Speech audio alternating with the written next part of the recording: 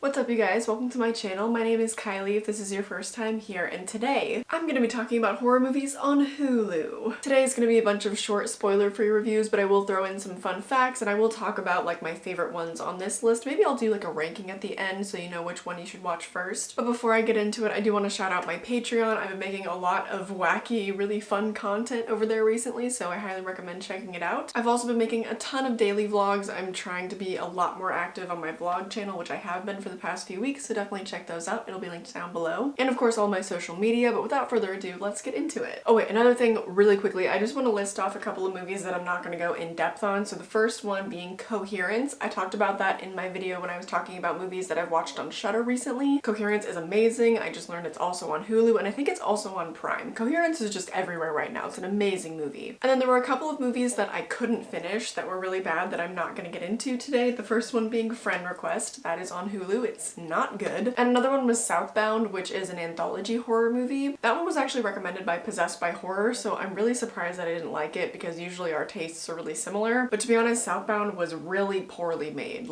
And sometimes that can be fun because it can be like cheesy and you can laugh at how poorly made it is. In this case, it was just bad. I couldn't get through it. I couldn't even finish the movie. And there was another one that I couldn't finish, but it was actually pretty interesting to me and it was so ridiculous that it led me to want to talk about it further. So I'll get into that one later. But the first movie that I'm going to review today is called Frozen. This movie came out in 2010. It received a 63% on Rotten Tomatoes, and if you're not familiar with it, here's the synopsis. As a winter storm approaches, three people become stranded on a chairlift high above the ground after a ski resort closes for the night. I actually have quite a bit of really cool fun facts on this one, so I'm going to get into those first. This film was shot entirely practically, meaning no CGI, no green screen, no nothing. The actors were literally suspended 50 feet in the air for a chairlift for the duration of filming this movie. This movie also very briefly guest stars Kane Hodder, who most of us know as Jason Voorhees in 4 of the Friday the 13th movies. It's more of a cameo than anything else, but he does have a little scene in there. Prior to filming this movie, writer and director Adam Green had never set foot in a ski resort. Apparently, to get the shot of the actors moving and speaking on the chairlift, the director Adam Green and the director of photography Will Barrett shot everything themselves as the film's hired crew was too scared to shoot it. They didn't want to dangle from the chairlift, which, I mean, that's understandable. Along with the plethora of other challenges of this shoot, Adam Green is also terrified of heights. Also, when possible, Green would choose not to go to the bathroom, sort of in solidarity with the actors and actresses that also could not use the bathroom because they were stuck on the chairlift. Every character in the film is also named after a close friend of Green. At the Sundance Film Festival, he also told a story about how the spot where they shot the movie was supposedly haunted by a suicide victim. They had apparently killed themselves in that exact same spot where they were filming a year prior. And during the Q&A section at the Sundance Festival, this story was validated by an audience member who personally knew the victim. Green's old band called Haddonfield plays on the soundtrack of this movie, and Haddonfield is obviously a play on Halloween. And finally, in another Adam Green film called Hatchet 2, there is a news story playing in the background about the events of this movie. Okay, so now for my thoughts. I think that this is a good movie. I think it's definitely worth seeing. I think it's always a really effective tool in writing, and specifically for screenwriting, to trap your characters in a situation. Not only is there the physical challenge of trying to get out of that situation, but there's also sort of the psychological element of the characters dealing with being trapped. And they also have to deal with like their fears and anxiety of the situation, but then also maintain their composure enough and gather themselves enough to escape that situation. There's also a lot of elements in this movie that provide obstacles for the characters that I think work really well for the plot. For example, it's below freezing at night, there is a huge winter storm, they're getting frostbite, they have to go to the bathroom, they're 50 feet up in the air, the ski resort is empty, there's no one there, no one's gonna come and get them for at least 3 days. And there's one other thing, another element that provides like a huge obstacle, but it's kind of a spoiler, so I'm not gonna tell you what it is. But they all provide some really provoking moments in the film. I thought it was really well done. There's also some really gruesome moments that really get under your skin. There's a little bit of body horror that I think it will definitely be effective for for anybody. And there's also really good tension that leads up to all of those moments as well. The characters are also pretty likable and very realistic in my opinion. I think it's a really enjoyable movie and I highly recommend it. Moving on, so the next two movies that I'm going to talk about are short horror films, which is really cool because I didn't know that they had short films on Hulu. The first one is called The Hug. This came out in 2018. An animatronic panda at a rundown pizza place seems to be a bit out of order until little Aiden gives it a hug. This movie was inspired by the hit horror game Five Nights at Freddy's and by a couple of accidental incidents at Chuck E. Cheese. It's a very strange little 5-minute short film. The acting was pretty bad and honestly the scares don't really deliver, but I kind of enjoyed it. I think the atmosphere just worked for me and the coloring was really nice. They made it look like it was kind of a high budget film even though it definitely wasn't. And the panda was really creepy. I'll give them that. I think it's honestly worth your time. Like, it's only 5 minutes long. The other one is called Swiped to Death and that came out in 2019. Dating can be hell. When Olivia swipes right on a handsome stranger, her world collides with some serious hidden danger. I loved this one. This one is so worth your time. I think this one is about 8 or 10 minutes long. So worth it. I wish it was longer. Truly, I thought it was amazing. Great twists, very attractive actors, and the twist ending is so worth it. And the structure of it, I would say, is more like the buildup of a joke, I think, because the way that everything is building up, you kind of know what's going on, but then the final delivery at the end, like the twist, kind of the punchline, it'll totally throw you off. It's so awesome. And at the same time, it's so clever and you're like, oh, I should have seen that coming, probably. Up next is a movie that I finally watched, The Houses October Built. This came out in 2014 and it was rated at a 60% on Rotten Tomatoes. Friends encounter genuine horror during a road trip to visit haunted houses. I unfortunately couldn't really find much trivia on this movie, so I'm just gonna get straight into my thoughts. Oh, and I mentioned that I finally watched this one because this is a movie that I have seen recommended in a lot of different places, and I'm also a super big fan of found footage, so I'm just surprised it took me so long to see it. And I've kind of been on a found footage bender because I'm trying to compile a list of the top 10 found footage movies of all time, or my top 10 found footage movies. So I've been watching a ton of them. If you want to follow my Letterboxd, I talked about all of them on there because a lot of them probably won't make my list, but anyways, I thought that this movie took just like a little bit too long to get interesting. I'm not really a big fan of a lot of the characters, so the fact that we spent a good portion of the first act kind of just like hanging out with them and just doing random stuff with them, I wasn't all that interested in it. But what I do appreciate about the opening is that kind of the further that we get into it, a couple of them share their experiences that they have had with haunted houses, and I think it makes them a lot more well-rounded and it kind of sets us up for what's about to happen in the movie. I also really like the costuming. Like, they made these haunted house workers look so good. And this movie is also very gritty. It feels very real. It kind of reminds me of the Texas Chainsaw Massacre a little bit. During my ranking of that franchise, I had a chat with Sledgehammer Horror. He collabed with me on that video and we kind of talked about the fact that most movies nowadays don't really have that kind of gritty quality to them. And I think that this movie absolutely has it. It really reminded me of the Texas Chainsaw Massacre for some reason, even though the premises are completely different. And the way that they play with the characters' reality in the movie, like when they're starting to get so entrenched in these haunted house experiences, I really like how they play with them. And the acting performances when the tension rises during those moments is also really good. I thought the actors did a really good job in this film. So I would recommend it. It's not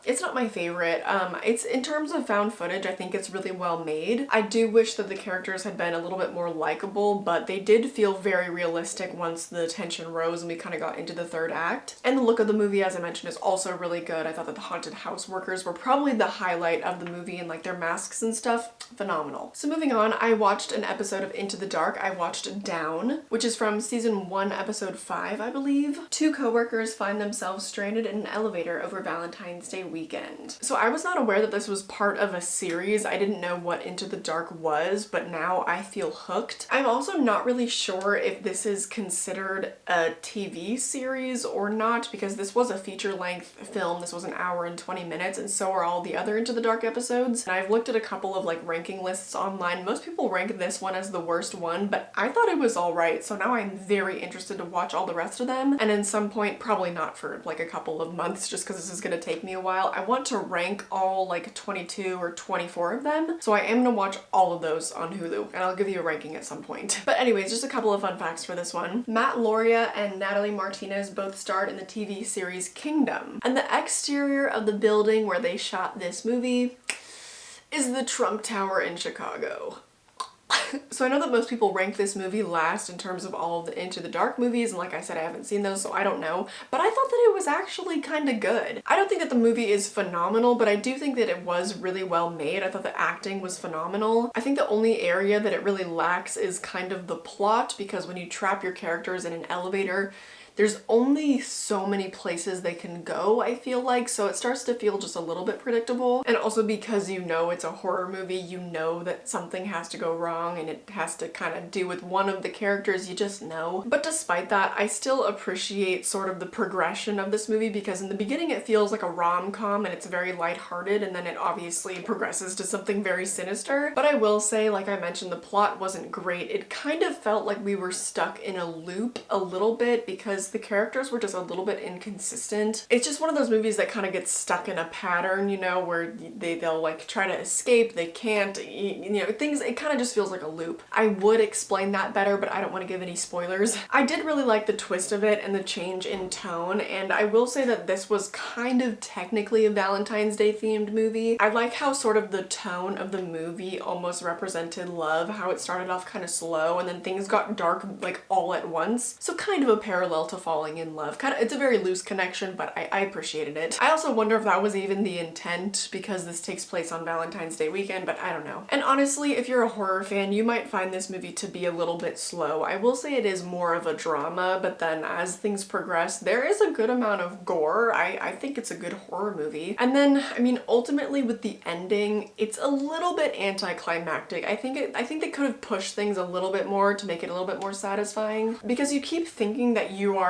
in the end of the movie. You keep thinking that it is the climax, and then the movie keeps going on. So for that reason, the pacing feels a little bit weird, and then it kind of feels anticlimactic, because then when it is finally the end, you're like, okay, is it actually the end though? I will say that I enjoyed this movie though. I think especially the first act, I liked the more kind of rom-com tone that they had in the beginning of the movie. And it's not a bad movie, but as far as recommendation goes, I'm not gonna urge you to watch it, but I think it's worth seeing. And like I said, it did interest me in watching all of the rest of the Into the Dark movies. I feel pretty hooked now. But anyways, moving on to the next movie. Well, this is actually a documentary, and I don't think I've ever reviewed a documentary on my channel before. Fun! But that will be Wrinkles the Clown, that came out in 2019 and received a 71% on Rotten Tomatoes. In Florida, parents can hire Wrinkles the Clown to scare their misbehaving children. For such a compelling topic, it is a painfully boring documentary. It's about a 65-year-old clown that gets hired to scare children into behaving correctly. It's pretty fucked up. And it's also like borderline abusive, because this is something that can be really traumatic for children and cause irrational fears and anxieties later in life. And they also even interviewed a child psychologist that was like, yeah, this is abuse. And some of the parents were like, well, I'm not gonna spank my child because that's physical abuse, but this psychological torture, I mean, it works great. I'm like, why are either of those things on the table? And then they like interviewed this one kid that like idolizes the clown, and he goes into detail about how if he had kids, he would hire Wrinkles to scare them, and then he kind of like demonstrates, he like puts a mask on and he gets under his bed and he's like, I would tell him to go under here and then pop up and scare my kid. Floridians are a different breed. So it's a crazy story to follow, and yet the delivery for some reason was so flat. I think it would have been so much better if there had been some sort of narrative, like any kind of story structure would have benefited this movie. But as is, there was literally no act structure, and it was so random. They were like, okay, so we're not gonna make a story. We're gonna show you a bunch of videos of kids calling Wrinkles, then we're gonna interview a psychologist and then a kid and then another random clown that isn't Wrinkles and doesn't have anything to do with this documentary. And the audience won't really learn anything. And there it is. That's what we're gonna do. That's gonna be our documentary. I guess like you learn a little bit about the history of clowns. They talk about John Wayne Gacy a little bit, and also like the origins of circus clowns and stuff. It's just all very random. Like none of that stuff is even linear. I think it would have been so cool to go from like the 1800s or whenever it was that they originated, and then talk about this contemporary story of Wrinkles the Clown, because then it would have been more of a crescendo, you know, a climactic moment, the third act, and we're finally kind of getting into the nitty-gritty about what this documentary is about. It could have been really suspenseful and scary, and they could have built up this mystery, but then it just ended up being so boring. Because they interview Wrinkles the clown like throughout the documentary, they just sprinkle in his interview all over the place. And he's honestly one of the most blasé and bland guys ever, and the way that he talks about what he does, which is objectively insane, he makes it seem super boring. The documentary is just a mess. I don't get it. I don't know how it was rated at a 71%. It's awful. Like, it's only an hour and 18 minutes long, and we spent a good 10 minutes with this family, and they have this cat and they feed it on the kitchen counter. Oh, and they also let it sleep on the kitchen counter too. And they interview this little girl in the family who has this bunny, and she spends like 2 minutes just trying to get her pet rabbit to like lay on its back and not move. Oh, and they also give the bunny cat food too. I just really want to know why these documentarians found these people worth interviewing and why they left it in the documentary at all. All they have to say is incoherent babble and like, oh yeah, sometimes we give the bunny cat food. Oh, and at one point Wrinkles goes to a strip club.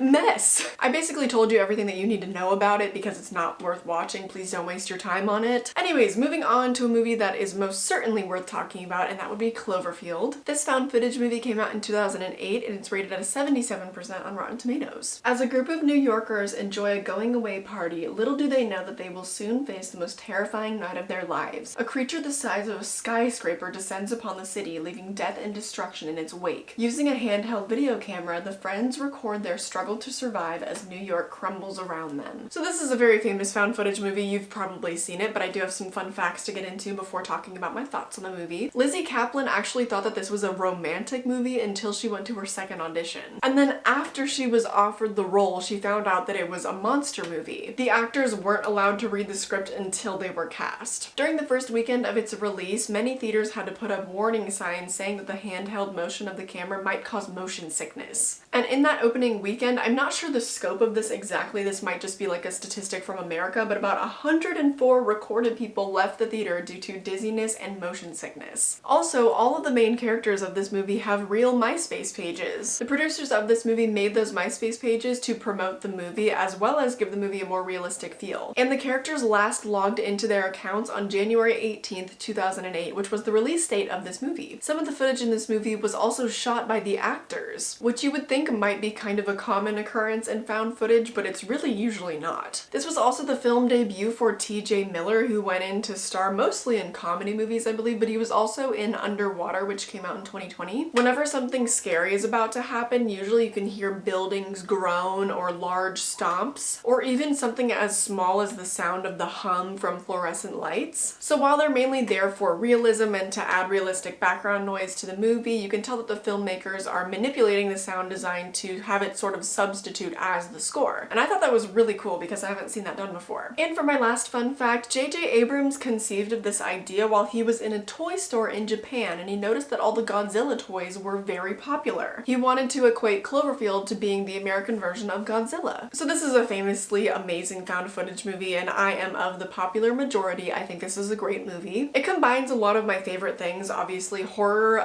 Lizzie Kaplan, found footage, comedic relief, monsters, so it's obviously just a recipe for something that I love. I think this is also one of the most motion-filled found footage movies that I've ever seen, and it makes me feel so immersed in the story, but it is really chaotic, so I can see why theaters had to warn people and why so many people had to leave the theaters due to their motion sickness. So if you get motion sickness, this movie is probably most definitely not for you, although I do wonder how it translates to a smaller screen. I would imagine it would be a little bit easier to watch on a smaller screen, but I don't know. Do any of you guys get motion sickness? Let me know. I also never knew that this was TJ Miller's debut film. I mean, good for him. I think we now know that he belongs more in comedies. I don't particularly like most of his performances in other genres. I didn't like him in Underwater, but I thought he was great in this movie because the concept was so absurd we kind of needed a little bit of comedic relief, but he didn't play it over the top. He actually played it really realistic and it wasn't goofy at all. Rather than trying to make jokes, he just had very genuine and relatable reactions that ended up being kind of funny. Because for whatever reason, when we relate to a situation, we laugh. So for that reason, the comedy worked for me. This is a very similar tactic that is used in Jordan Peele movies because I don't believe that Jordan Peele really writes jokes. He just writes characters that are very genuine and have really relatable reactions. And that's my favorite way that films interject comedy, because a lot of people don't like comedy in horror, and this is a really subtle fashion of doing it that I think is really effective. And I thoroughly enjoyed this movie. This was my second time seeing it, and I revisited it after watching it for the first time a couple of years ago, and I enjoyed it just as much the second time around. I will say that if you are a proponent of practical effects, this movie might let you down slightly just with the monster. Everything else is practical and looks great, save for like, okay, a couple moments of green screen, but other than that, okay? I know the CGI is not great by any stretch of the imagination, but because it's found footage and because you don't see things super clearly, they can kind of get away with it. In some moments, they can't, I will admit that, but for the most part, this movie looks really great. So I'm sure you've seen it at this point, especially if you're a horror fan, but if you haven't, I implore you to. And the last movie that I'm going to talk about today is Spree. This came out in 2020 and received a 65% on Rotten Tomatoes. Thirsty for a following, a rideshare driver has figured out a deadly plan to go viral. So don't really have any fun facts for this movie, but as far as the cast goes, it stars Joe Keery, who is from Stranger Things, and it also stars an old Vine star named Josh Kennedy, and he plays kind of a pompous influencer in this movie, so it's kind of almost a parody on who he is in real life. You might recognize him from What Up, I'm Jared, I'm 19, and I never fucking learned how to read. Oh, also along those lines, his character has a live stream at some point in this movie, or it's Joe Keery's character, I can't remember, but during that live stream, there's a comment that says, "What up, I'm Jared, I'm 19, and I never fucking learned how to read," which is in reference to his most famous Vine. I think that Vine is something that Josh Ovale or whatever, Ovale?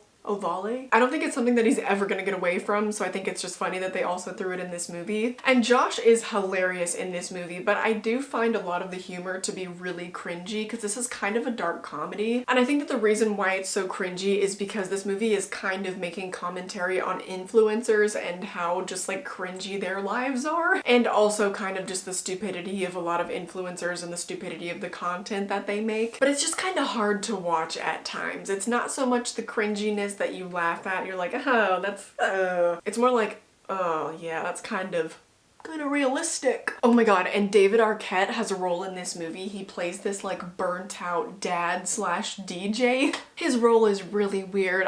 This movie is just really weird overall. All of the characters are super unlikable and they feel really unrealistic. And I think that that's kind of the intent because a lot of like the way that influencers live their lives online, it's more of a representation of life. It's nothing close to the way that they actually are. And granted, I work with influencers, but that's not always the case, obviously. They're just kind of like making commentary on the most extreme examples. Some of the characters were a little bit Jake Paul-esque, which I think is why I didn't like any of them. And some parts of the movie are also just really stagnant. It's not very plot heavy at all, and you understand the motivation of this main character that he really just wants fame at any cost, but a lot of his actions just, they don't really make any sense. You're like, why would any human ever do this? I just didn't really find it to be that exciting. I didn't really find it to be that interesting. I can appreciate what they were going for with this kind of influencer comedy, and then they also have the example of David Arquette's character who's really burnt out, who's been trying to live that kind of life for like his entire adult life, and it's just not working out and he's just a miserable character. So like, I get what they were going for. I think that Josh was super funny in this movie. Joe Keery was alright. He was kind of funny sometimes, but I just really didn't like his character. I think he's hilarious in Stranger Things. This character is definitely a hard contrast to Steve. So I don't know. I wouldn't really recommend this movie. I don't really think it's worth your time. Like, it's an interesting concept and it's found footage, so, you know, I thought that I would like it. And I also really like Joe Keery, but this movie didn't work for me. I think what usually makes found footage movies so good is the fact that they feel so realistic, and this movie, it just didn't. So that's my take on Spree. Some people did enjoy it, so maybe try it out for yourself if you have Hulu and you can watch it for free. But that wraps up this list. So I think I am gonna do a ranking of my most recommended to least recommended. Like I mentioned, Coherence is on there, so obviously watch Coherence. I won't include it on my ranking. Number one would have to go to Cloverfield. I think it is just objectively the best one on this list and the most enjoyable. But a very close second, and the one that I almost put at number one, is Frozen. The only reason I didn't put it above Cloverfield is because I just think that Cloverfield has a much stronger storyline. The plot is not quite as thick in Frozen, so it goes to number two. Up next would be Swiped to Death. I know it's one of the short films, but honestly, like, it is so worth seeing. And it honestly might be on YouTube. It might not only be on Hulu, so see if you can find it. Then next would be The House is October Built. This was a really good found footage film. I definitely recommend it. If characters are really important to you, then just try to get through the first like 15 to 20 minutes of the movie. I promise it picks up and it gets really good. Up next would be Down, the Into the Dark episode number 5. Not super strong, but I still think it's worth seeing. Up next would be Spree. I think it has an interesting concept, just not a great delivery. And I also really disliked all of the characters, so that just made it hard for me to watch. It might not be the same case for you. After that would be The Hug. Very short, only 5 minutes, which is why I recommend you watch it, because it's not really gonna waste your time, you feel me? And then at dead last, we have Wrinkles the Clown. Please, I beg of you, do not waste your time on this documentary. It is so bad. And I also already spoiled most of it because I really don't want you to watch it. Life is precious, and I really just implore you not to waste an hour and 18 minutes of your life. So that is my ranking of everything that I have watched on Hulu recently. If you've seen any of these movies, please let me know how you felt about them down in the comments. I'd love to talk to you guys about them. Hopefully you found that interesting and now you have a couple of recommendations for what to watch this weekend. Like I mentioned, definitely check out my Patreon, my vlog channel, my social media. Everything will be linked down below. Oh, also, I posted a bunch of polls a couple of weeks ago about like just categories concerning horror movies from 2020. I really want to get your votes. I want to know all of your opinions on that stuff because I have a very special video coming up in the next few weeks. So make sure you answer all of those. I posted a couple of new ones on Wednesday, so just make sure that your voice is heard. I hope that you enjoyed this video and I hope I catch you in the next one. Bye!